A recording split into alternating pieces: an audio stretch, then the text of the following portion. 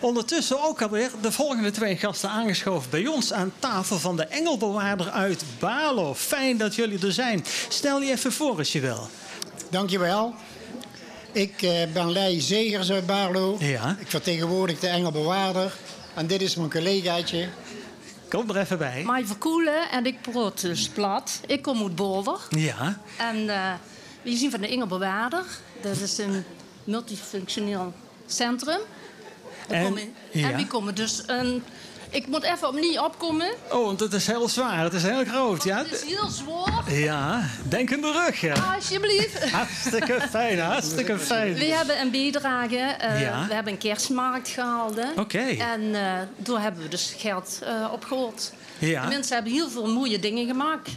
Lei ook, of niet, Lei? Ja, we hebben van alles geboetseerd en met elkaar geknutseld. Oké. En dat is allemaal verkocht. En dat hebben we hier in een grote doos zitten. Ja. Mooi, maar mooi. In totaal is het €250. Alsjeblieft. En de mensen hebben er echt van genoten. Het was heel druk op de kerstmarkt. Fijn is het, hè? Ja. Dat we allemaal samen meehelpen voor het goede doel. Ja. Dankbaar werk. Is het voor herhaling vatbaar volgend jaar weer? Natuurlijk, volgend jaar bestaan we 10 jaar. Hey, Ja. hoe goed is dat? Ja, hartstikke fijn. Het komt allemaal goed terecht, ja. Het is zojuist al verteld, MFC is een multifunctioneel centrum. Ja. Baarlo, daar is zoveel te doen. Wij hebben daar een voorgangster, Nel Vaassen uit Maasbree. Een ontzettend goede voor de zaak te organiseren.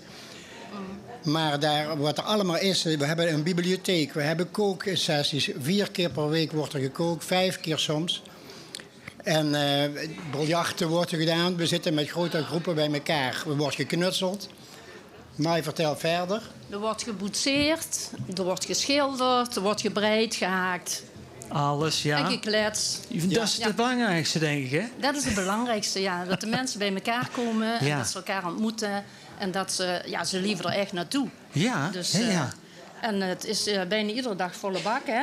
Ja. Oh, is het 5 dagen in de week? 7 dagen in de week? Ja. 5? Ja. Ja, 7 dagen, want zondags is er ook van alles.